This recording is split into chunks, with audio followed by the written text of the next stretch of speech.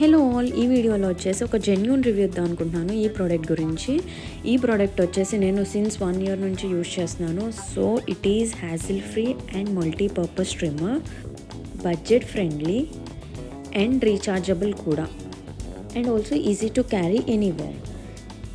Only అమ్మాయిలకి మాత్రమే తెలుసు ఈ పెయిన్ ఎలా ఉంటుందో, ఎందుకంటే ఐబ్రోస్, అప్పర్ లిప్, చిన్ ఇలాంటి వాటి కోసం పార్లర్కి వెళ్ళినప్పుడు ఆ threading, I know there were many other options available, కానీ మనమే ఇంట్లో ఈజీగా చేసేసుకోవచ్చు కదా ఇది ఈ టూల్ ఉంటే.